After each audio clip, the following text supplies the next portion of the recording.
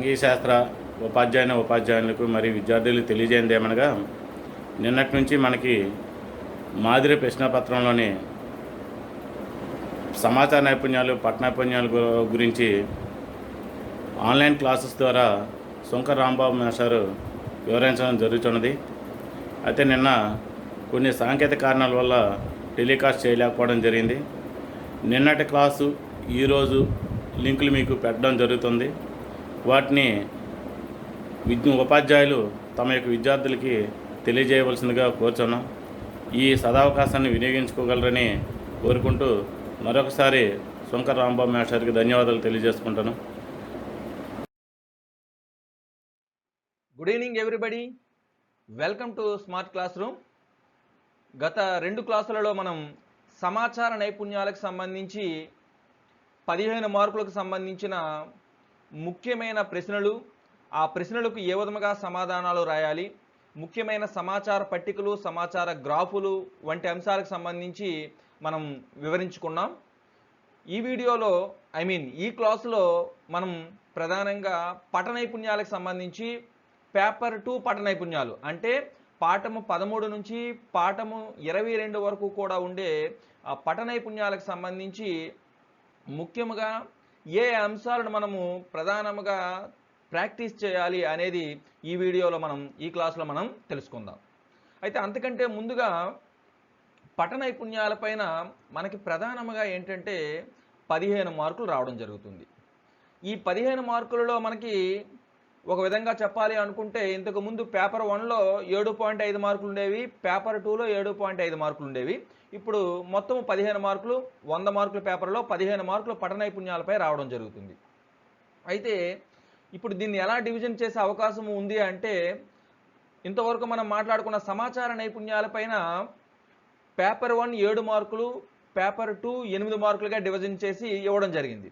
So ఇది maximum ఏం చేస్తారు అంటే, మ్యాక్సిమం పేపర్ 1కి సంబంధించి అంటే 1 నుంచి 12వ లెసన్కి సంబంధించి 8 మార్కులు మ్యాప్ పాయింటింగ్ అనేది అంటే మ్యాపింగ్ స్కిల్స్ అనేవి పేపర్ 1కి సంబంధించి ఇవ్వచ్చు. అదేవిధంగా పేపర్ 2కి సంబంధించి 7 మార్కులు ఇవ్వచ్చు, ఎందుకంటే బ్యాలెన్స్ చేయడానికి. సో మరి ఇలా ఇస్తే మనకి ప్రధానంగా మనం తీసుకున్నట్లయితే 8 మార్కుల క్వశ్చన్ విషయంలో మాత్రం మ్యాప్ పాయింటింగ్ విషయంలో మాత్రం పేపర్ 1కి సంబంధించి ఇండియా మ్యాప్లో 4 ఇవ్వడం జరుగుతుంది, 4 మార్కులు. ఇక్కడ మీరు కనిపిస్తుంది చూస్తే 8 మార్క్ క్వశ్చన్ ఎలా ఉంటుంది అంటే, సో పేపర్ 1కి సంబంధించి 4 పాయింట్లు ఇవ్వడం జరుగుతుంది. ఆ 4 పాయింట్లు కూడా మనం ఇండియా మ్యాప్లో ఐడెంటిఫై చేయవలసి ఉంటుంది. ఆ 4 పాయింట్లు 2 గ్రూపులుగా ఇవ్వడం జరుగుతుంది. అదేవిధంగా తీసుకున్నట్లయితే వరల్డ్ మ్యాప్కి సంబంధించి ఇంకొక 4 పాయింట్లు 2 గ్రూపులుగా ఇవ్వడం జరుగుతుంది. అందులో ఒక గ్రూప్లో ఉండే 4 పాయింట్లు కూడా ఐడెంటిఫై చేయడం జరుగుతుంది. అంటే మనకి 8 మార్కులు కూడా పేపర్ 1కి సంబంధించి 4 మార్కులు, పేపర్ 2కి సంబంధించి 4 మార్కులు రావడం జరుగుతుంది. సో కనుక ఖచ్చితంగా మ్యాప్ పాయింటింగ్కి సంబంధించి 8 మార్కులు రావడం జరుగుతుంది. అందులో 4 మార్కులు అనేవి ఇండియా మ్యాప్కి సంబంధించినవి, ఇంకొక 4 మార్కులు అనేవి వరల్డ్ మ్యాప్కి సంబంధించినవి ఉంటాయి. సో మ్యాప్ పాయింటింగ్ అనేది ఈ విధంగా మనకి డివిజన్ చేయడం జరిగింది. ఇక మిగతా ఉండే మార్కులు మనం తీసుకున్నట్లయితే మిగతా మనకి 7 మార్కులు ఉంటాయి. ఈ 7 మార్కులు కూడా maximum map reading, map analysis మీద రావడం జరుగుతుంది. అంటే ఏదైనా ఒక పటాన్ని ఇచ్చి ఆ పటాన్ని దిగువన మనకి కొన్ని క్వశ్చన్లు ఇవ్వడం జరుగుతుంది. ఆ క్వశ్చన్స్కి ఆన్సర్ రాయవలసి ఉంటుంది, లేదా ఒక పటం ఇచ్చి దాని మీద వ్యాఖ్యానం చేయమనేసి అడగవచ్చు. సో ఈ విధంగా మిగతా 7 మార్కులు కూడా మనకి map reading or map analysis మీద వచ్చే అవకాశం ఉంది. అయితే ఓవరాల్గా మనం తీసుకున్నట్లయితే పేపర్ 1కి సంబంధించి ఒక 4 మార్కుల క్వశ్చన్ అనేది మ్యాప్ రీడింగ్ గురించి వచ్చే అవకాశం ఉంది. అదేవిధంగా ఒక 4 మార్కులేమో మ్యాప్ పాయింటింగ్. అంటే ఓవరాల్గా మనం తీసుకున్నట్లయితే పేపర్ 1కి సంబంధించి 8 మార్కులేమో మ్యాపింగ్ స్కిల్కి సంబంధించి 8 మార్కులు పేపర్ 1 మీద వచ్చే అవకాశం ఉంది. అదేవిధంగా మనకు పేపర్ 2కి సంబంధించి 1 మార్క్ క్వశ్చన్ ఒకటి, 2 మార్క్స్ క్వశ్చన్ ఒకటి, అదేవిధంగా 4 మ్యాప్ పాయింటింగ్ ఎలాగ కూడా మనకి 4 మ్యాప్ పాయింటింగ్ ఇచ్చే అవకాశం ఉంది. టోటల్గా తీసుకున్నట్లయితే 7 మార్కులు. సో ఈ విధంగా మనకి డివిజన్ ఉండే అవకాశం అనేది ఉంది. సో ఏ విధంగా ఉన్నప్పటికీ కూడా మనం ప్రధానంగా మ్యాపింగ్ స్కిల్స్కి సంబంధించి 2 రకాలైన స్కిల్స్ నేర్చుకోవాలి. ఒకటి మ్యాప్ పాయింటింగ్ నేర్చుకోవాలి. మ్యాప్ పాయింటింగ్ మీద పేపర్ 1లో 4 మార్కులు వస్తుంది, పేపర్ 2లో 4 మార్కులు వస్తుంది. ఇక రెండోది వచ్చేసరికి map reading and analysis. Map reading and analysis అనేది పేపర్ 1లో మనకి ఒక 4 మార్కులు వచ్చే అవకాశం ఉంది. అదేవిధంగా పేపర్ 2లో మనకి ఒక 3 మార్కులు వచ్చే అవకాశం ఉంది. ఈ విధంగా మనకి ఒకవైపు మ్యాప్ పాయింటింగ్ నేర్చుకోవాలి, ఇంకొక వైపు మ్యాప్ రీడింగ్ అండ్ అనాలిసిస్ కూడా నేర్చుకోవాల్సిన అవసరం అనేది ఉంది.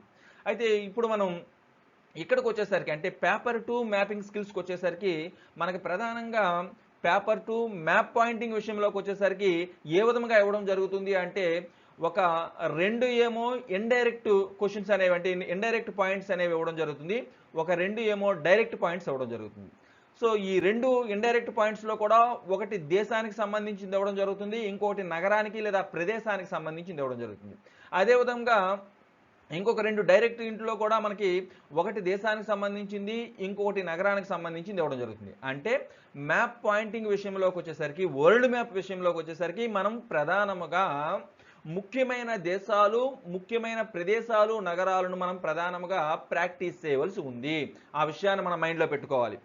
So map pointing world map విషయంలోకి వచ్చేసరికి 4 మార్కులు రావడం జరుగుతుంది. ఆ 4 మార్కులలో 2 మార్కులు అనేవి దేశాలకు సంబంధించి ఇచ్చే అవకాశం ఉంది, ఇంకొక 2 ఏమో ప్రదేశాలు, ముఖ్యమైన ప్రదేశాలు లేదా ముఖ్యమైన నగరాలకు సంబంధించే అవకాశము ఉంది. ఇక మ్యాప్ రీడింగ్ విషయంలోకి వచ్చేసరికి పేపర్ 2కి సంబంధించి సో కొన్ని మహా అయితే ఒక 6 లేదా 7 అంశాలు మాత్రమే ఉన్నాయి. వాటిని మనం ప్రాక్టీస్ చేస్తే ఖచ్చితంగా ఒకటి వచ్చి తీరుతుంది. సో కనుక ప్రధానంగా ఈ క్లాసులో పేపర్ 2కి సంబంధించి అంటే పాఠము 13 నుంచి పాఠము 22 వరకు కూడా ఉండే map pointing, map reading and analysis గురించి మనం వివరించుకుందాం. ఓకే, ఇప్పుడే మనం చెప్పుకున్నాం పేపర్ 2 ప్రపంచ పటానికి సంబంధించి మ్యాప్ పాయింటింగ్ విషయంలో ప్రధానంగా 2 అంశాలపైన మ్యాప్ పాయింటింగ్ అనేది ఇవ్వడం జరుగుతుంది. ఒకటి ఏంటంటే దేశాలు, 2 ప్రదేశాలు, ప్రాంతాలు లేదా నగరాలు. ఇలా 2 అంశాలపైన మనకి ప్రశ్నలు ఇవ్వడం జరుగుతుంది. దేశాలలో కూడా ఒకటి డైరెక్ట్గా దేశం పేరు ఇచ్చి ఐడెంటిఫై చేయమనడం జరుగుతుంది, ఇంకొకటి ఇండైరెక్ట్గా ఇచ్చి ఐడెంటిఫై చేయమనడం జరుగుతుంది. అదేవిధంగా నగరాలకి లేదా ప్రాంతాలకు సంబంధించి కూడా డైరెక్ట్గా ఆ నగరం పేరు ఇచ్చి ఐడెంటిఫై చేయమనడం జరుగుతుంది. ఇంకొకటి ఏమిటంటే ఇండైరెక్ట్గా ఇచ్చి ఆ నగరం మనమే కనుక్కొని ఆ నగరం యొక్క ఆ పాయింట్ ఎక్కడ ఉందనేది ఐడెంటిఫై చేయాలి. సో ముందుగా మనం ఏం చేద్దాము అంటే ముఖ్యమైన దేశాలను ముందుగా మనం తెలుసుకుందాం. అంటే ముఖ్యంగా మనకి 13వ పాఠము నుంచి 22వ పాఠము వరకు కూడా ఏ ఏ దేశాలైతే ముఖ్యంగా మనం మెన్షన్ చేయడం జరిగిందో అంటే ఆ పాఠాలలో మెన్షన్ చేయడం జరిగిందో వాటిని ప్రధానంగా మనం ఐడెంటిఫై చేయడం జరిగింది. వాటిని ముందుగా మనం ప్రపంచ పటంలో ఐడెంటిఫై చేయడం నేర్చుకుందాం, ప్రాక్టీస్ చేద్దాం. ఖచ్చితంగా మనకి 100% మార్కులు అనేవి వచ్చి తీరుతాయి, నో డౌట్. మీరు వీలైతే ఖచ్చితంగా ఒక వరల్డ్ మ్యాప్ మీరు పెట్టుకొని దాన్ని వెంటనే ప్రాక్టీస్ చేయడానికి ప్రయత్నం చేయండి. ఓకేనా? సో మొదటి పాయింట్ బాండుంగ్ సమావేశం జరిగిన దేశం. ఇక్కడ చూడండి, డైరెక్ట్గా దేశం పేరు ఇవ్వలేదు, ఇండైరెక్ట్గా బాండుంగ్ సమావేశం జరిగిన దేశం అడిగాడు. ఆ దేశం ఏమిటో మనం ఐడెంటిఫై చేయాలి. సో ఆ దేశాన్ని తీసుకెళ్ళి మనం ప్రపంచ పటంలో గుర్తించాలి. సో దీనికి ఖచ్చితంగా ఏంటంటే మన పాఠ్యాంశములతో నాలెడ్జ్ అనేది లింక్ చేయాలి, అప్పుడు మాత్రమే దీన్ని మనం ఐడెంటిఫై చేయగలుగుతాం. సో బాండుంగ్ సమావేశం జరిగిన దేశం మీకు అందరికీ తెలుసు. బాండుంగ్ సమావేశం 1955వ సంవత్సరంలో బాండుంగ్ అనే నగరంలో జరిగింది. అది ఎక్కడుంది అంటే ఇండోనేషియాలో ఉంది. దాన్ని ఐడెంటిఫై చేసేటప్పుడు చూడండి, ఒక సిస్టమేటిక్ పద్ధతిని మనం ఫాలో అవ్వాలి. ముందుగా పాయింట్ పెడతాం, తర్వాత నెంబర్ వేస్తూ ఆ దేశం పేరు కూడా రాయాలి. చూసారా, ఇక్కడ 1 ఇచ్చాం. సో ఆ 1 నెంబర్ వేస్తూ బాండుంగ్ సమావేశం జరిగిన దేశం, దాని యొక్క ఆన్సర్ ఏంటి? ఇండోనేషియా. అలా పాయింట్ పెడుతూ నెంబర్ వేస్తూ దాని యొక్క పేరును కూడా రాసినట్లయితే ఖచ్చితంగా 100కి 100% మార్కులు అనేవి మనకి వచ్చి తీరుతాయి. సో మ్యాప్ పాయింటింగ్ కూడా చాలా సులువుగా మనం మార్కులను పొందవచ్చు, కాకపోతే కొద్దిగా ప్రాక్టీస్ చేయవలసిన అవసరము ఉంది. ఓకేనా? సో తర్వాత నెక్స్ట్ పాయింట్ మనం తీసుకున్నట్లయితే మే 4 ఉద్యమం జరిగిన దేశం. మే 4 ఉద్యమం అనేది 1919వ సంవత్సరంలో మే 4వ తేదీన బీజింగ్ నగర కేంద్రముగా మే 4 ఉద్యమం అనేది ఏ దేశంలో జరిగింది? చైనాలో జరిగింది. సో దాన్ని మనం ఇలా ఐడెంటిఫై చేయాలి. పాయింట్ పెట్టాం, తర్వాత చైనా. అక్కడ నెంబర్ కూడా రాయడం అనేది చాలా అవసరం. తర్వాత నెక్స్ట్ పాయింట్ అక్టోబర్ విప్లవము జరిగిన దేశం. ఇక్కడ ఒక విషయాన్ని గుర్తుంచుకోవాలి, అక్టోబర్ విప్లవం జరిగిన దేశమో అన్నా, కమ్యూనిస్ట్ విప్లవం జరిగిన దేశమో అన్నా, సోషలిస్ట్ విప్లవం జరిగిన దేశమో అన్నా, మార్చి విప్లవం జరిగిన దేశమా అన్న, ఫిబ్రవరి విప్లవం జరిగిన దేశమా అన్న ఒకటే. ఏమిటి అది? Yes, Russia. సో ఇలా పాయింట్ పెట్టాం, రష్యా ఇలా గుర్తించడం జరిగింది. తర్వాత ఇంకొక పాయింట్ మనం తీసుకున్నట్లయితే ఆసియాలో ఫ్రెంచ్ వలస రాజ్యం. ఫ్రాన్స్ దేశానికి ఆసియా ఖండం మొత్తం మీద కూడా ఏకైక వలస రాజ్యం ఒకటి ఉంది. అదే మనకు ప్రధానంగా 15వ లెసన్లో మనకి ఇవ్వడం జరిగింది. ఏమిటి అంటే ఎస్, వియత్నాం. సో దాన్ని ఇలా పాయింట్ పెట్టాం, పేరు కూడా రాసాం, వియత్నాం. ఓకేనా? సో ఇప్పుడు ఒక 4 పాయింట్స్ గురించి మనం ఇందులో ఈ మ్యాప్లో మనం మాట్లాడాం. తర్వాత మరొక ముఖ్యమైన దేశాలను మనం తీసుకున్నట్లయితే ఇంకొక పాయింట్, ఐక్యరాజ్య సమితి ప్రధాన కార్యాలయం గల దేశం. ఇక్కడ చూడండి, దేశం అడుగుతున్నాడా నగరం అడుగుతున్నాడా మనం అబ్జర్వ్ చేయాలి ఖచ్చితంగా. ఐక్యరాజ్య సమితి ప్రధాన కార్యాలయం గల దేశం అడిగాడు, నగరం అడగలేదు. సో కనుక ఐక్యరాజ్య సమితి ప్రధాన కార్యాలయం గల నగరము అంటే న్యూయార్కు, దేశము అంటే ఎక్కడుంది? అది అమెరికాలో ఉంది. సో ఈ విధంగా మనం ఐడెంటిఫై చేస్తాం, అమెరికా. తర్వాత ఇంకొక పాయింట్, నాటో ప్రధాన కార్యాలయం గల దేశం. నార్త్ అట్లాంటిక్ ట్రీటీ ఆర్గనైజేషన్ ఏదైతే ఒక సైనిక ఒప్పందము ఉందో, అమెరికా ఆధ్వర్యంలో ఏర్పాటు చేయబడిన ఈ సైనిక ఒప్పందం ఏదైతే ఉందో, చేసుకోబడిన సైనిక ఒప్పందం ఏదైతే ఉందో, దాని యొక్క ప్రధాన కార్యాలయం గల దేశము, నగరము అయితే నగరము పేరు రాయాలి. ఇక్కడ దేశము అడిగాడు కనుక ఎస్, ఎక్కడ ఉంది అంటే మనకి బెల్జియంలో ఉంది. చూడండి, అలా మనం బెల్జియంని ఐడెంటిఫై చేస్తాం. చూడండి, ఇక్కడ యారో మార్క్ అయినా పెట్టుకోవచ్చు. అంటే అక్కడ మనకి రాయడానికి అవకాశం లేదు అనుకుంటే దాన్ని యారో మార్క్ పెట్టేసి వేరొక ప్రదేశంలోకి ఆ యారో మార్క్ని రన్ చేస్తూ ఆ దేశం పేరుని లేదా ఆ పాయింట్ పేరుని మనం రాయవచ్చు. ఓకేనా? సో చాలా స్పష్టంగా మనం పాయింటింగ్ చేసే విధానము అనేది చాలా అవసరము, చాలా స్పష్టంగా చేయాలి. అప్పుడే ఎవాల్యుయేటరు మంచి మార్కులను, అంటే ఎటువంటి ఇబ్బంది పడకుండా మనకు మంచి మార్కులు ఇచ్చే అవకాశము ఉంటుంది. తర్వాత నెక్స్ట్ ఇంకొక పాయింట్ తీసుకున్నట్లయితే ఎస్, మిత్రరాజ్య కూటమికి నాయకత్వం వహించిన దేశం. మిత్రరాజ్య కూటమిలో ప్రధానంగా ఉండే దేశాలు మీకు తెలుసు, ప్రధానంగా బ్రిటను, ఫ్రాన్సు, అదేవిధంగా మనం తీసుకున్నట్లయితే ఎస్, రష్యా.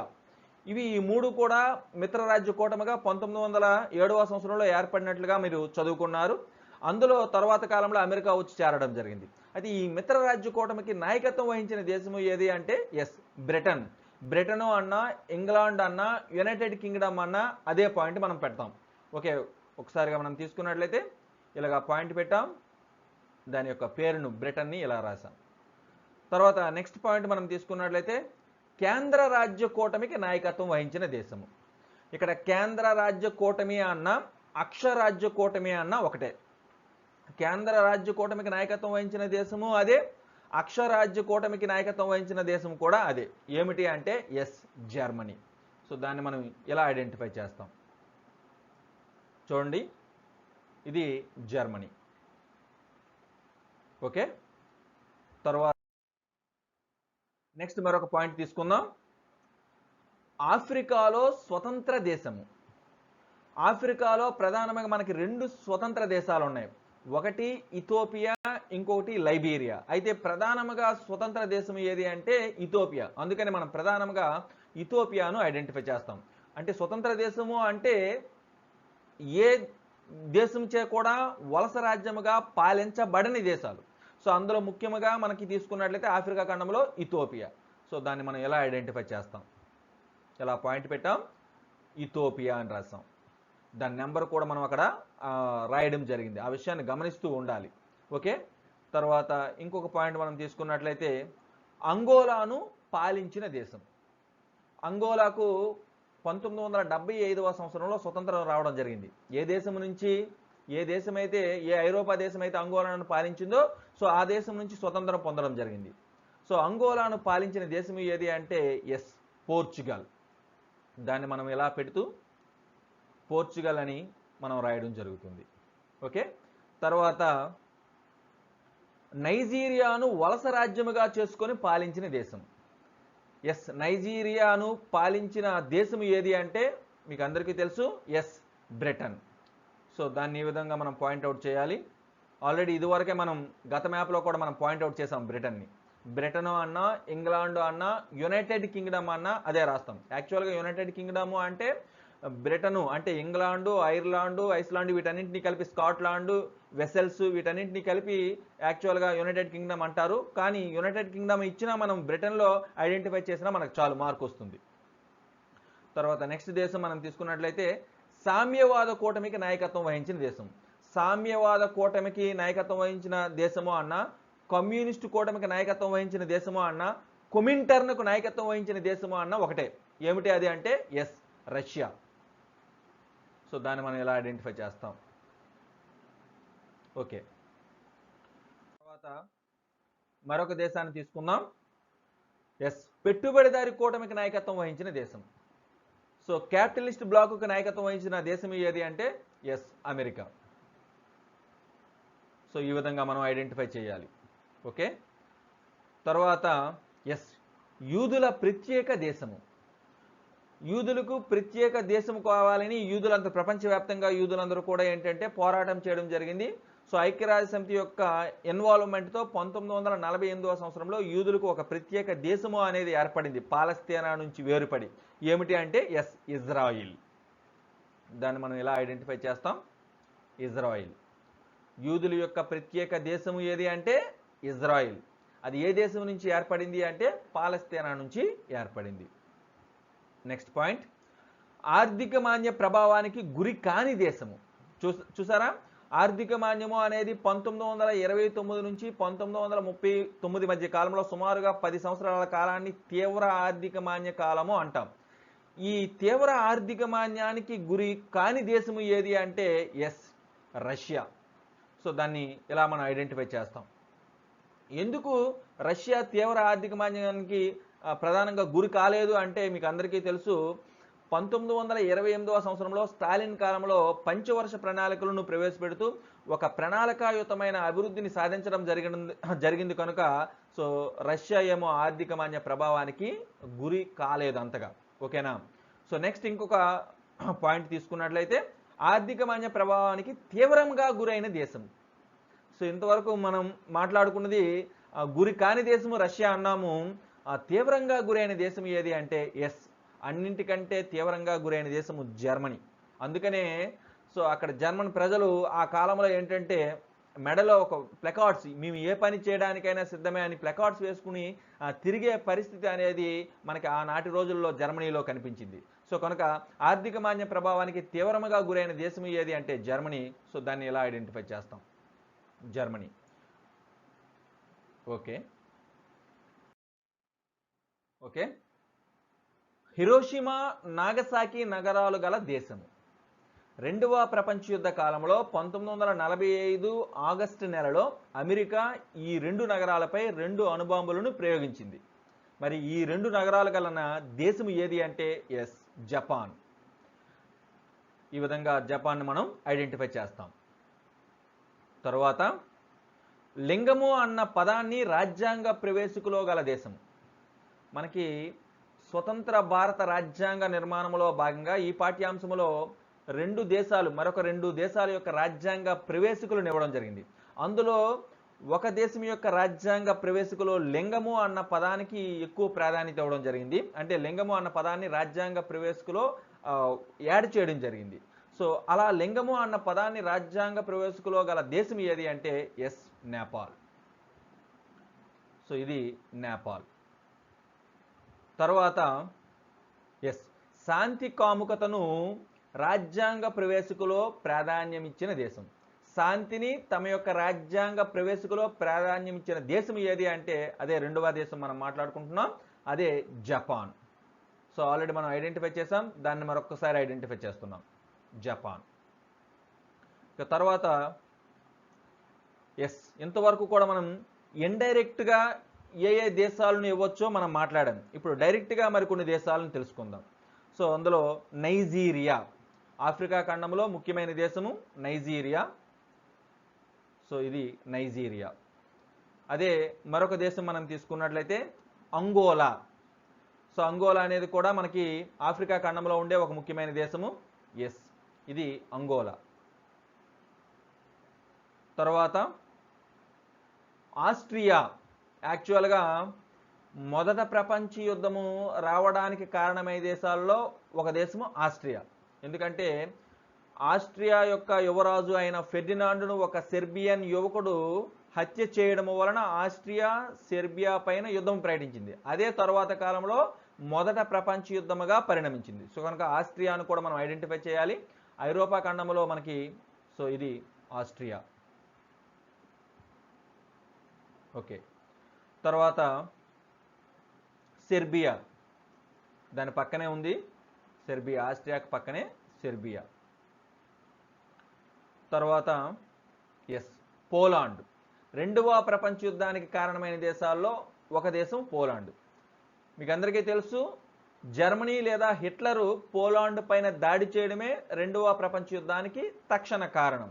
సో కనుక పోలాండ్ను కూడా మనం ఎక్కడ ఉంది అనేది ఐడెంటిఫై చేయడం కూడా చాలా ముఖ్యము.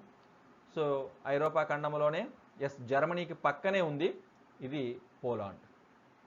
ఈ విధంగా మనకి 24 దేశాలను మనం ఇక్కడ ఐడెంటిఫై చేయడం నేర్చుకున్నాం, ప్రాక్టీస్ చేసాం. ఖచ్చితంగా ఈ 24 దేశాలలోనే మ్యాక్సిమం మనకు రావడం జరుగుతుంది. ఎందుకంటే ఈ దేశాలనే మనకు ప్రధానముగా మనకి ఈ 10 పాఠాలలో కూడా, అంటే పాఠము 13 నుంచి పాఠము 22 వరకు కూడా మ్యాక్సిమం ఈ దేశాలనే మనకు మెన్షన్ చేయడం జరిగింది. కనుక ముఖ్యమైన దేశాలను మనం ఐడెంటిఫై చేయడం నేర్చుకున్నాం. మరికొన్ని దేశాలను కూడా మనం ఏ విధంగా ఐడెంటిఫై చేయాలో ఇప్పుడు మనం నేర్చుకున్నాం కనుక మరికొన్ని దేశాలను కూడా మీరు ప్రాక్టీస్ చేయవచ్చు. ఇక్కడ మనకి టైం సరిపోకపోవడం వలన ఖచ్చితంగా ఏంటంటే కొన్ని ముఖ్యమైన దేశాలను ఇక్కడ ఐడెంటిఫై చేయడం అనేది మనం ప్రాక్టీస్ చేసాం. మీకు దిగువన ఈ వీడియో యొక్క డిస్క్రిప్షన్లో ఇంకొక లింక్ ఇవ్వడం జరుగుతుంది. పూర్తిగా మొత్తం ప్రపంచ పటానికి సంబంధించిన మొత్తం దేశాలను కూడా మరి ఐడెంటిఫై చేసి ఒక పీడిఎఫ్ ఫైల్ని మీకు ఇవ్వడం జరుగుతుంది. ఆ పీడిఎఫ్ ఫైల్ని మీరు డౌన్లోడ్ చేసుకొని దాన్ని మీరు ఒక బ్లాంక్ ప్రపంచ పటాన్ని తీసుకొని మీరు ప్రాక్టీస్ చేసే అవకాశం అనేది ఉంది. ఓకే, తర్వాత ఇంతవరకు కూడా మనం దేశాలు, ముఖ్యమైన దేశాలను మనం ప్రపంచ పటంలో ఐడెంటిఫై చేసాం. ఇప్పుడు ముఖ్యమైన నగరాలు, అదేవిధంగా ముఖ్యమైన ప్రదేశాలను మనం చూద్దాం. ఒకటోది ఐక్యరాజ్య సమితి ప్రధాన కార్యాలయం గల నగరం. ఇదివరకే మనము ఐక్యరాజ్య సమితి ప్రధాన కార్యాలయం గల దేశము అమెరికా ఐడెంటిఫై చేసాం. ఇప్పుడు ఇక్కడ నగరం అడిగాడు. తెలుసు మీకు, న్యూయార్క్. సో ఇలా మనం ఐడెంటిఫై చేస్తూ న్యూయార్క్ అని రాస్తాం. తర్వాత నానాజాతి సమితి ప్రధాన కార్యాలయము గల నగరము. దేశము అయితే స్విట్జర్లాండ్, కానీ ఇక్కడ నగరము అడిగాడు. జెనీవా. ఈ విధంగా మనం ఐడెంటిఫై చేస్తాం, జెనీవా. సో ఇక్కడ ఒక విషయాన్ని మీకు చెప్పాలి ఏంటంటే, ప్రధానంగా ఇక్కడ చూడండి, ఇక్కడ బూటు ఆకారంలో ఐరోపా ఖండంలో ఒక దేశం కనబడుతుంది. ఇది ఇటలీ. ఈ ఇటలీకి కుడివైపున ఈ కుడి భుజము పైన ఉండే దేశం మనకి ఆస్ట్రియా. ఇదివరకు మనం ఐడెంటిఫై చేసాం. ఇటలీకి ఇటువైపు అంటే ఎడమ భుజము పైన ఉండే ఈ దేశము అనేది ఏంటంటే స్విట్జర్లాండ్. ఆ స్విట్జర్లాండ్లో ఉండే ఒక నగరమే జెనీవా. సో ఆ జెనీవా అనేది ఏమిటి అంటే నానాజాతి సమితి యొక్క ప్రధాన కార్యాలయం గల నగరం. తర్వాత అంతర్జాతీయ న్యాయస్థానము గల నగరం. అంతర్జాతీయ న్యాయస్థానము అనేది ది హేగ్, నెదర్లాండ్స్లోని ది హేగ్ అనే నగరంలో ఉంది. నెదర్లాండ్స్ అన్నా, హాలాండ్ అన్నా, డచ్ అన్నా ఒకటే, ఆ విషయాన్ని గమనించాలి. సో ది హేగ్ అనే నగరం ఎక్కడ ఉంది అంటే నెదర్లాండ్స్లో ఉంది, ఐరోపా ఖండంలో. సో ఈ విధంగా మనం ఐడెంటిఫై చేయాలి దాన్ని. సో కనుక మనం నెదర్లాండ్స్ దేశము అడిగితే నెదర్లాండ్స్ ఐడెంటిఫై చేస్తాం. అదే పాయింట్లో నగరము అడిగాడు కనుక ది హేగ్. తర్వాత మే 4 ఉద్యమము జరిగిన నగరము. ఇదివరకు మనం ఐడెంటిఫై చేసాం. మే 4 ఉద్యమం జరిగిన దేశము చైనా ఐడెంటిఫై చేసాం. ఇప్పుడు నగరాన్ని మనం ఐడెంటిఫై చేయాలి. ఏమిటా నగరము? బీజింగ్. ఇది బీజింగ్. ఓకే, తర్వాత మార్చి 8 ఉద్యమము జరిగిన నగరము. మార్చి 8 ఉద్యమము అన్నా, మార్చి విప్లవము అన్నా ఒకటే. అది ఏ దేశంలో జరిగింది అంటే రష్యాలో జరిగింది. కానీ నగరము అయితే సెయింట్ పీటర్స్బర్గ్. చూడండి, ఇది సెయింట్ పీటర్స్బర్గ్. ఓకే, తర్వాత నాటో ప్రధాన కార్యాలయము గల నగరము. నాటో ప్రధాన కార్యాలయము గల దేశము అయితే బెల్జియం. ఆల్రెడీ మనం మాట్లాడుకున్నాం, ఐడెంటిఫై చేసాం. నాటో ప్రధాన కార్యాలయం గల నగరం అయితే బ్రస్సెల్స్. సో అక్కడే అదే పాయింట్లో మనం ఐడెంటిఫై చేస్తాం. ఇది బ్రస్సెల్స్. ఇక్కడ చూడండి, చాలా జాగ్రత్తగా అబ్జర్వ్ చేస్తే మనకి చూడండి, ఇది బెల్జియంలో ఉండే నగరము బ్రసెల్స్. ఈ పక్కనే బెల్జియంకి పక్కనే ఉండే దేశం ఏంటంటే నెదర్లాండ్స్, హాలాండ్ ఆర్ డచ్. అందులో ఉండే నగరము ది హేగ్. ఓకే, తర్వాత మరికొన్ని ముఖ్యమైన నగరాలను చూద్దాం. భారతదేశ రాజధాని. వాస్తవంగా మనం తీసుకున్నట్లయితే భారతదేశ పటంలో భారతదేశ రాజధాని మనం ఐడెంటిఫై చేసేవచ్చు, ఆల్రెడీ మనం ప్రాక్టీస్ చేస్తాం. అయితే ప్రపంచ పటంలో కూడా ఒక్కొక్కసారి ఇవ్వడం జరుగుతుంది. సో కనుక భారతదేశ రాజధాని న్యూఢిల్లీని మనం ఈ విధంగా ఐడెంటిఫై చేయాలి. ఓకే, తర్వాత అమెరికా రాజధాని వాషింగ్టన్, ఈ విధంగా మనం ఐడెంటిఫై చేయాలి. తర్వాత రష్యా రాజధాని మాస్కో. సెయింట్ పీటర్స్బర్గ్ దగ్గరలోనే మనకి రష్యా రాజధాని అనేది మాస్కో అనేది కనిపిస్తుంది. తర్వాత జపాన్ రాజధాని, ఆల్రెడీ మనం జపాన్ ఐడెంటిఫై చేసాం, పసిఫిక్ మహాసముద్రంలో ఉంది. దాని యొక్క రాజధాని టోక్యో. ఈ విధంగా మనం ఐడెంటిఫై చేస్తాం. తర్వాత బ్రిటన్ మనం ఐడెంటిఫై చేసాం. బ్రిటన్ రాజధాని లండన్. ఓకే, తర్వాత యుగోస్లేవియా రాజధాని. సో యాక్చువల్గా యుగోస్లేవియా రాజధాని అయిన బెల్గ్రేడ్లో మొట్టమొదట అలీన దేశాల యొక్క సమావేశం జరిగింది, అందుకని దాని యొక్క ప్రాధాన్యత ఉంది. సో యుగోస్లేవియా రాజధాని ఇది బెల్గ్రేడ్. ఓకే, తర్వాత బాండూంగ్. యాక్చువల్గా బాండూంగ్ సమావేశం జరిగిన దేశాన్ని మనం ఐడెంటిఫై చేసాం. బాండూంగ్ నగరాన్ని మనం ఇప్పుడు ఐడెంటిఫై చేయాలి. ఇండోనేషియాలో ఉంది అది, ఇది బాండూంగ్ నగరం. తర్వాత తైవాన్. యాక్చువల్గా చైనాకి సంబంధించి చైనాకి దగ్గరలో పసిఫిక్ మహాసముద్రంలో ఉండే ఒక దీవి అది. చూడండి, ఇది తైవాన్.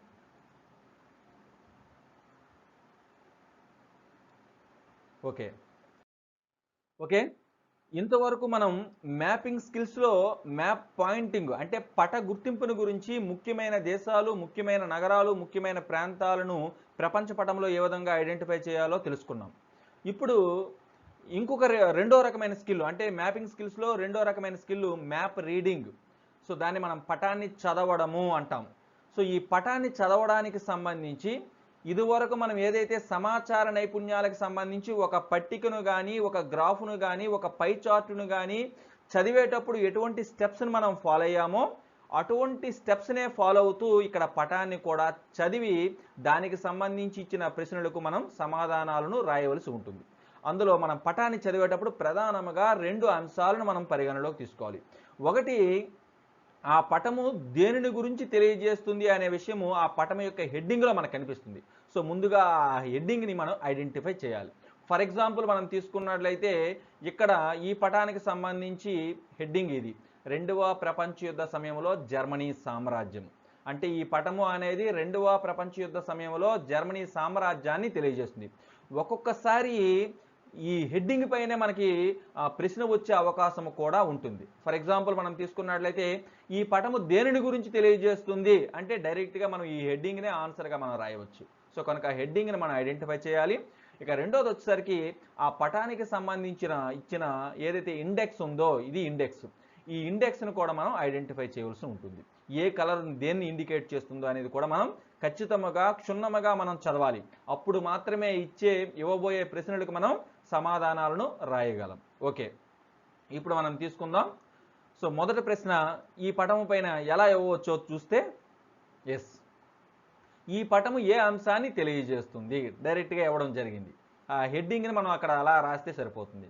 ఎస్, 2వ ప్రపంచ యుద్ధ సమయంలో జర్మనీ సామ్రాజ్యాన్ని తెలియజేస్తుంది. తర్వాత ఇంకొక ప్రశ్న మనం తీసుకున్నట్లయితే, ఈ పటములో మిత్ర దేశాలుగా చూపబడిన దేశాలు ఏవి? ఇక్కడ చూడండి, మిత్ర దేశాలు అనేవి ఇక్కడ చూడండి, ఇక్కడ మిత్ర దేశాలు అనేది ఇండెక్స్లు ఇవ్వడం జరిగింది. రెడ్ కలర్లో ఉన్నవి మిత్ర దేశాలు. రెడ్ కలర్లో ఉన్నవి ఏంటి మనకు కనిపిస్తున్నాయి ఇక్కడ చూడండి.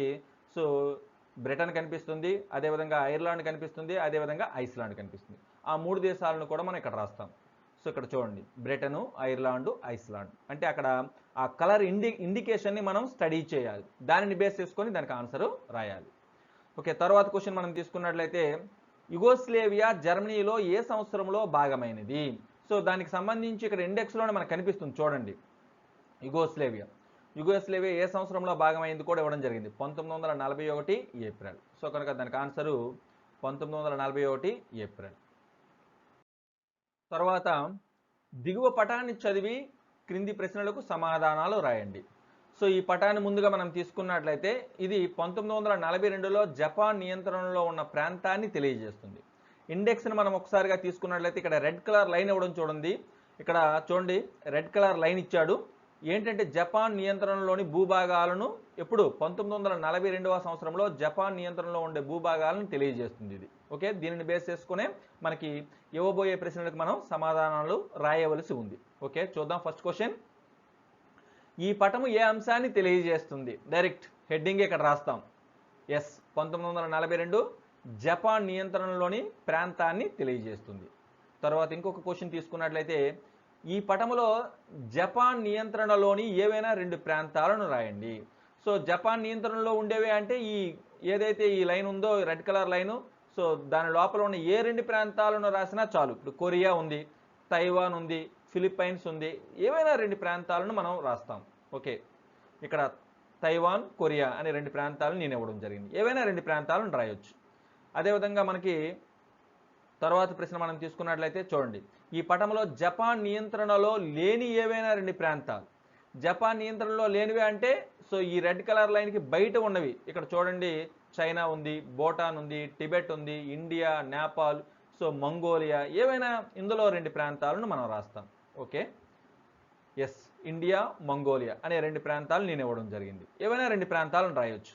తర్వాత ఇంకొక ప్రశ్న మనం తీసుకున్నట్లయితే డచ్ ఈస్ట్ ఇండీస్ చే పాలించబడిన దేశం ఏది? ఇక్కడ చూడండి, జాగ్రత్తగా అబ్జర్వ్ చేసినట్లయితే ఇది డచ్ ఈస్ట్ ఇండీస్. ఒకప్పుడు ఈ డచ్ ఈస్ట్ ఇండీస్ని ఒక దేశం, ఒక ఐరోపా దేశం పరిపాలన చేసేది. సో ఆ పేరులోనే ఉంది Dutch. So Dutch east Indies అనేది అంటే డచ్ దేశము చేత పరిపాలించబడిన దేశం. సో ఇక్కడ ఆ దేశం ఏది అంటే ఇక్కడ చూడండి, ఇదంతా కూడా ఆ దేశమే ఇండోనేషియా. అంటే ఒకప్పుడు డచ్ ఈస్ట్ ఇండియస్ చే పరిపాలించబడిన దేశం ఏది అంటే ఇండోనేషియా. అక్కడ ఇండోనేషియా అనేది మనకి కనిపించదు. ఏమని ఇచ్చాడు? డచ్ ఈస్ట్ ఇండీస్ అని ఇచ్చాడు. వాస్తవానికి ఆ దేశము ప్రస్తుతము ఏ పేరుతో పిలువబడుతుంది అంటే ఇండోనేషియా. సో ఎందుకు అక్కడ డచ్ ఈస్ట్ ఇండీస్ ఇవ్వడం జరిగింది అంటే ఒకప్పుడు ఇండోనేషియాను డచ్ ఈస్ట్ ఇండీస్కు చెందిన సంస్థ పరిపాలన చేసేది. డచ్ అన్నా, హాలాండ్ అన్నా, నెదర్లాండ్ అన్నా ఒక్కటే. ఇదివరకే మనం తెలుసుకున్నాం. ఓకే, సో ఆ దేశం ఏది అంటే ఇండోనేషియా. తర్వాత దిగువ పటాన్ని పరిశీలించి క్రింది ప్రశ్నలకు సమాధానాలు రాయండి. సో ఇక్కడ తీసుకున్నట్లయితే ఈ పటము ఏ దేశాన్ని సూచిస్తుంది? ఎస్, ఆసియా ఖండములో ఫ్రెంచ్ వలస రాజ్యాన్ని సూచించడం జరుగుతుంది. ఏమిటది? Yes, Vietnam.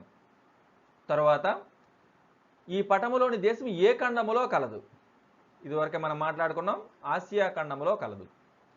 తర్వాత ఈ పటములోని దేశం ఏ దేశానికి వలస రాజ్యముగా ఉండేది? ఎస్, ఫ్రాన్స్ దేశానికి వలస రాజ్యముగా ఉండేది. తర్వాత దిగువ పటాన్ని పరిశీలించి క్రింది ప్రశ్నలకు సమాధానాలు రాయండి. ఇది ఆఫ్రికా ఖండములో ఉండే ఒక దేశాన్ని తెలియజేయడం జరుగుతుంది. సో ఈ పటము ఏ దేశాన్ని సూచిస్తుంది? Yes, Nigeria. తర్వాత ఈ పటములోని దేశం ఏ ఖండములో కలదు? ఎస్, ఇంతవరకే మనం మాట్లాడుకున్నాం, ఇదివరకే ఆఫ్రికా. తర్వాత ఈ పటములోని దేశం ఏ దేశానికి వలస రాజ్యముగా ఉండేది? ఎస్, ఏ దేశానికి? బ్రిటన్కి లేదా ఇంగ్లాండ్కి. తర్వాత ఆగ్నేయ నైజీరియాలో నివసించే జాతి ఏది? సో ఇక్కడ మనకి ఇది నైజీరియా పటము, ఇది ఆగ్నేయ భాగం. సో మనకి ఒక పటానికి మనకు తెలుసు, పైన ఉన్నది ఉత్తరము, దిగువన ఉన్నది దక్షిణము, కుడివైపు ఉన్నది తూర్పు, ఎడమ వైపు ఉన్నది పశ్చిమము. సో ఇక్కడ మనం తీసుకున్నట్లయితే తూర్పుకు దక్షిణానికి మధ్య ఉండే ఈ దిక్కును మనం ఏమంటాము అంటే ఆగ్నేయము అంటాం. సో ఈ ఆగ్నేయ నైజీరియాలో నివసించే జాతి ఏది అంటే ఈబో జాతి. సో దీనికి ఆన్సర్ ఏంటంటే ఈబో జాతి. ఈ విధంగానే మనకి ఉత్తర నైజీరియాలో నివసించే జాతి ఏది అంటే హౌసా ఫులానీ. అదేవిధంగా మనం తీసుకున్నట్లయితే నైరుతి నైజీరియా, ఇది నైరుతి భాగం, నైరుతి నైజీరియాలో నివసించే జాతి ఏది అంటే యోరుబా. ఏ విధంగానైనా ఎన్ని రకాలుగానే ఈ ప్రశ్న ఇచ్చే అవకాశము ఉంది. తర్వాత దిగువ పటాన్ని పరిశీలించి క్రింది ప్రశ్నలకు సమాధానాలు రాయండి. సో ఈ పటం చూసుకున్నట్లయితే ప్రధానంగా రాష్ట్రాల పునర్వ్యవస్థీకరణకు ముందు దక్షిణ భారతదేశాన్ని లేదా ద్వీపకల్ప దక్షిణ ప్రాంతాన్ని ప్రధానంగా తెలియజేయడం జరుగుతుంది. ఓకే, సో దీనిపైన ఏ విధంగా ప్రశ్నలు ఇవ్వడానికి అవకాశం ఉందో చూద్దాం. ప్రస్తుత కర్ణాటకను పునర్వ్యవస్థీకరణకు ముందు ఏ రాష్ట్రముగా పిలువబడేది? చూడండి, కర్ణాటక అంటే మనకి తీసుకున్నట్లయితే ఈ ప్రాంతం గ్రీన్ కలర్. సో ఈ గ్రీన్ కలర్లో ఉన్నది ఏంటో ఒకసారి ఇక్కడ మనం ఐడెంటిఫై చేస్తే ఎస్, మైసూరు రాష్ట్రం. అంటే ఇక్కడ ఈ రంగుల యొక్క ఇండికేషన్ని మనం అబ్జర్వ్ చేసి స్టడీ చేయాలి. ఓకే, సో దీనికి ఆన్సర్ ఏమవుతుంది అంటే మైసూరు రాష్ట్రం. తర్వాత ప్రస్తుత తెలంగాణ ఏ రాష్ట్రములో భాగముగా ఉండేది? చూడండి, ఇది ప్రస్తుత తెలంగాణ ప్రాంతం. So yellow colour. సో ఇది ఎక్కడ ఉందో ఒకసారిగా మనం తీసుకున్నట్లయితే ఎస్, హైదరాబాద్ రాష్ట్రం. అంటే ప్రస్తుత తెలంగాణయే ఒకప్పుడు అంటే 1956 రాష్ట్రాల పునర్వ్యవస్థీకరణకు ముందు అది ఏ రాష్ట్రముగా ఉండేది? ఎస్, హైదరాబాద్ రాష్ట్రముగా ఉండేది. తర్వాత ప్రస్తుత కేరళ ఏ రాష్ట్రంలో భాగముగా ఉండేది? సో ప్రస్తుత కేరళ అంటే ఇది, ఈ కలర్ మనం తీసుకున్నట్లయితే ఒక్కసారిగా ఎస్, ఇది ఏంటి? ట్రావెన్కోర్, కొచ్చిన్ ఆ రాష్ట్రంలో భాగంగా ఉండేది. ఓకే, తర్వాత ఇంకొక ప్రశ్న మనం తీసుకున్నట్లయితే ఈ పటము ఏ చట్టానికి ముందున్న ద్వీపకల్ప ప్రాంతాన్ని తెలుపుతుంది? ఇదివరకే మనం మాట్లాడుకున్నాం. ఎస్, రాష్ట్రాల పునర్వ్యవస్థీకరణ చట్టము 1956. రాష్ట్రాల పునర్వ్యవస్థీకరణ చట్టము 1956కు ముందు ఉన్న ప్రాంతాలను తెలియజేస్తుంది. ఆ తర్వాత కాలంలోనే రాష్ట్రాల పునర్వ్యవస్థీకరణ జరిగి భారతదేశం మొత్తం మీద ఉన్న ప్రాంతాలు 14 రాష్ట్రాలుగాను 6 కేంద్రపాలిత ప్రాంతాలుగాను ఏర్పడడం జరిగింది. తర్వాత దిగువ పటాన్ని పరిశీలించి క్రింది ప్రశ్నలకు సమాధానాలు రాయండి. సో ఈ పటం మనం ప్రధానంగా అబ్జర్వ్ చేసినట్లయితే ప్రచ్ఛన్న యుద్ధములో సైనిక ఒప్పందాలకు సంబంధించి ప్రధానంగా నాటో, వార్సా, సెంటో, సీటో వంటి సైనిక ఒప్పందాలను గురించి మనం మాట్లాడాం. సో ప్రధానంగా మనకి 2వ ప్రపంచ యుద్ధము తరువాత ప్రచ్ఛన్న యుద్ధము యుఎస్ఎస్ఆర్, యుఎస్ఎస్ఏల మధ్య జరిగిన సిద్ధాంతపరమైన యుద్ధం ఏదైతే ఉందో దాన్ని ప్రచ్ఛన్న యుద్ధము అంటాం. ఈ ప్రచ్ఛన్న యుద్ధము ఎప్పుడైనా ప్రత్యక్ష యుద్ధముగా మారే అవకాశం ఉంటుందని భావించి యుఎస్ఎస్ఆర్ కొన్ని సైనిక ఒప్పందాలను, యుఎస్ఏ కొన్ని సైనిక ఒప్పందాలను కుదుర్చుకోవడం జరిగింది. దానిలో భాగంగా ప్రధానముగా ముఖ్యంగా మనం తీసుకున్నట్లయితే నాటో, వార్సా అనే 2 సైనిక ఒప్పందాలను ప్రధానముగా మనకి ఇక్కడ ఈ పటంలో చూపడం జరిగింది. సో నాటో అనేది అమెరికా ఆధ్వర్యంలో చేసుకున్న సైనిక ఒప్పందము, అదేవిధంగా వార్సా అనేది రష్యా ఆధ్వర్యంలో చేసుకున్న సైనిక ఒప్పందం. సో అది మనకి అందరికీ తెలిసిన విషయమే. ఓకే, దీనిపైన ఏ విధంగా మనకి ప్రశ్నలు ఇచ్చే అవకాశం ఉందో తెలుసుకునే ముందు ఇక్కడ ఉన్న ఇండికేషన్ కూడా మనం పరిశీలన చేయాలి. సో ఆ ఇండికేషన్స్ని ఆధారంగా చేసుకుని ఇవ్వబోయే ప్రశ్నలకు మనం సమాధానాలను రాయవలసి ఉంటుంది. ఓకే, మొదటి క్వశ్చన్ తీసుకున్నట్లయితే నాటోలో 1952లో ప్రవేశించిన దేశాలు ఏవి? ఇక్కడ చూడండి, 1952లో ఎస్, బ్లూ కలర్ అనేది అంతా కూడా నాటోకు సంబంధించినది. సో ఇక్కడ రెడ్ కలర్ అనేది వార్సాకు సంబంధించింది. ఆ విషయాన్ని గమనించాలి మనం. సో ఇక్కడ నాటోకి సంబంధించి 1952లో ప్రవేశించిన దేశాలు ఏవంటే గ్రీసు, టర్కీ. ఓకే, దానికి ఆన్సరు గ్రీసు, టర్కీ. తర్వాత ఇంకొక ప్రశ్న మనం తీసుకున్నట్లయితే వార్సాలో తూర్పు జర్మనీ ఏ సంవత్సరంలో చేరింది? సో ఇక్కడ ఇదివరకు మనం మాట్లాడుకున్నాం, ఈ రెడ్ కలర్లో ఉండేది వార్సా ఒప్పందానికి సంబంధించిన దేశాలు. సో అందులో తూర్పు జర్మనీ చూడండి, ఇక్కడ ప్రధానంగా మనం తీసుకున్నట్లయితే తూర్పు జర్మనీ ఎప్పుడు చేరింది? ఇది తూర్పు జర్మనీ 1956లో చేరింది. ఓకే, సో దాని ఆన్సర్ 1956. తర్వాత వార్సా నుండి 1968లో విరమించుకున్న దేశం ఏది? సో ఇక్కడ విరమించుకున్న దేశం ఇక్కడ ఇవ్వడం జరిగింది. చూడండి, ఈ రెడ్ కలర్లో ఉన్నవి మనం చెప్పుకున్నాం వార్సాకు సంబంధించిన ప్రాంతాలు. సో అల్బేనియా అనే దేశం 1968లో విరమించుకుంది. సో దానికి ఆన్సర్ ఏమవుతుంది అంటే అల్బేనియా. తర్వాత ఇంకొక ప్రశ్న, నాటో ఏ దేశ ఆధ్వర్యంలో ఏర్పడింది? ఇండైరెక్ట్ క్వశ్చన్ ఇది. ఇప్పుడే మనం మాట్లాడుకున్నాం, నాటో అనేది అమెరికా ఆధ్వర్యంలో చేసుకున్న సైనిక ఒప్పందము, వార్సా అనేది ఎస్, రష్యా ఆధ్వర్యంలో చేసుకున్న సైనిక ఒప్పందం. సో దీనికి ఆన్సర్ ఏమవుతుంది అంటే అమెరికా. ఓకే, తర్వాత మనం ప్రశ్న తీసుకున్నట్లయితే దిగువ పటాన్ని పరిశీలించి క్రింది ప్రశ్నలకు సమాధానాలు రాయండి. ఇక్కడ ఈ పటాన్ని మనం అబ్జర్వ్ చేసినట్లయితే ఇది 1947 నుంచి నేటి వరకు పాలస్తీనా కోల్పోయిన భూభాగాన్ని తెలియజేస్తుంది. ఓకే, దీనిపైన మనకి ప్రధానంగా ఏ విధంగా ప్రశ్నలు ఇచ్చే అవకాశం ఉందో ఒకసారిగా చూద్దాం. మొదటి ప్రశ్న, ఈ పటము దేనిని గురించి తెలియజేస్తుంది? ఎస్, డైరెక్ట్గా హెడ్డింగ్ని మనం ఇక్కడ క్యారీ ఫార్వర్డ్ చేస్తాం. 1947 నుంచి నేటి వరకు పాలస్తీనా కోల్పోయిన భూమిని గురించి తెలియజేస్తుంది. తర్వాత ప్రశ్న, ఎస్, పాలస్తీనా నుండి ఏర్పడిన దేశం ఏది? పాలస్తీనా నుండి 1948వ సంవత్సరంలో యుఎన్ఓ యొక్క ప్రమేయముతో ఒక ప్రత్యేకమైన దేశం ఏర్పడింది. ఏమిటి అంటే ఇక్కడ అది చూపబడింది చూడండి, ఇక్కడ ఇజ్రాయిల్. ఓకే, సో ఇజ్రాయిల్ దీనికి ఆన్సర్. దానిపైన ఇంకొక రకంగా కూడా ప్రశ్నించే అవకాశం ఉంది చూడండి, యూదుల ప్రత్యేక దేశం ఏది? ఇజ్రాయిల్ అనేది యూదుల యొక్క ప్రత్యేక దేశం కనుక ఇంకొక రకంగా కూడా మనకు ప్రశ్నించే అవకాశం ఉంది. ఎలా అంటే యూదుల ప్రత్యేక దేశం ఏది అంటే ఎస్, ఇజ్రాయిల్. తర్వాత ఇంకొక ప్రశ్న మనం తీసుకున్నట్లయితే ఈ పటము ఏ సమస్యను తెలుపుతుంది? ప్రధానముగా ఈ పటములో మనకి రెండు దేశాలు అనేవి చూపబడ్డాయి. ఒకటి పాలస్తీనా, రెండు ఇజ్రాయిల్. పాలస్తీనా నుండి 1948వ సంవత్సరంలో ఏర్పడిన ప్రత్యేకమైన యూదుల దేశమే ఇజ్రాయిల్. అయితే ఏర్పడిన తర్వాత కూడా ఈ రెండు దేశాల మధ్య కూడా నిత్యము కూడా ఘర్షణలు జరుగుతూనే ఉన్నాయి. ఈ రెండు దేశాలు కూడా ఆసియా ఖండానికి పశ్చిమ భాగంలో ఉన్నాయి. సో ఈ రెండు దేశాల మధ్య జరిగిన ఏవైతే ఈ ఘర్షణలు ఉన్నాయో వాటిని పశ్చిమ ఆసియా ఘర్షణలుగా పిలవడం జరుగుతుంది. ఈ రెండు దేశాలే కాదు, ఈ రెండు దేశాలకు తోడు ఇజ్రాయెల్ తరఫున ప్రధానంగా మనం తీసుకున్నట్లయితే అమెరికా, మిగతా మిత్ర రాజ్య కూటమిలో ఉన్న దేశాలు, అదేవిధంగా పాలస్తీనా తరఫున ముఖ్యంగా అరబ్ దేశాలు పోరాడడం జరుగుతుంది. సో ఈ రెండు దేశాల మధ్య జరుగుతున్న ఏవైతే నిత్య ఘర్షణలు ఉన్నాయో వాటిని మనం పశ్చిమాసియా ఘర్షణలు అంటారు. ఈ పశ్చిమాసియా ఘర్షణలకు కారణం ఈ రెండు దేశాలు ప్రధానంగా. సో కనుక ఈ పటము ఏ సమస్యను తెలుపుతుంది అంటే ఎస్, పశ్చిమాసియా ఘర్షణలను తెలియజేయడం జరుగుతుంది.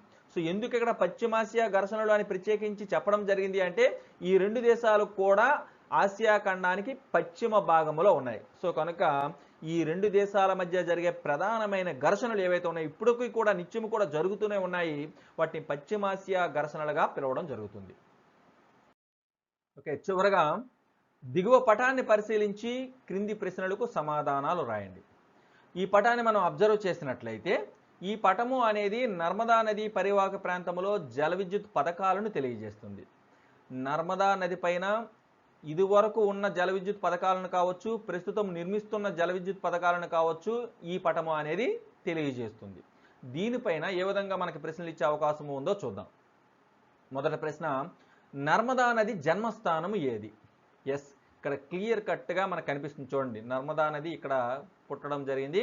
సో దాని యొక్క జన్మస్థానం అమర్కంటక్, దానికి ఆన్సరు అమర్కంటక్. తర్వాత ప్రశ్న, నర్మదా నదిపై నిర్మించిన ప్రధాన ఆనకట్ట ఏది? ఎస్, నర్మదా నదిపైన నిర్మించిన ఆనకట్టల్లో అతిపెద్ద ఆనకట్ట yes, Sardar Sarovar dam. Okay, దానికి ఆన్సరు సర్దార్ సరోవర్ ఆనకట్ట. తర్వాత ఇంకొక ప్రశ్న, సర్దార్ సరోవర్ ఆనకట్ట ఏ రాష్ట్రంలో కలదు? ఎస్, ఇక్కడ మనం అబ్జర్వ్ చేస్తే ఇది సర్దార్ సరోవర్ ఆనకట్టను తెలియజేస్తుంది. ఇది ఏ రాష్ట్రంలో ఉంది అంటే ఎస్, గుజరాత్ రాష్ట్రంలో ఉంది. సో దీనికి ఆన్సరు గుజరాత్. ఇదే విధంగా కాకుండా నర్మదా నది పైన నిర్మించిన వివిధ జల విద్యుత్ పథకాలను ఏవైనా రెండు రాయండి, ఏవైనా రెండు రాయండి అనుకోవచ్చు. ఇక్కడ చూడండి, ఇక్కడ మనం తీసుకున్నట్లయితే ఇక్కడ ఒక రాణి అవంతబాయి పథకం, అదేవిధంగా మనం తీసుకున్నట్లయితే ఇందిరా సాగర్, ఈ విధంగా ఏవైనా ఒక రెండు పథకాల పేర్లను మనం రాయవచ్చు. ఈ విధంగా కూడా మనకు ప్రశ్నించే అవకాశము ఉంది.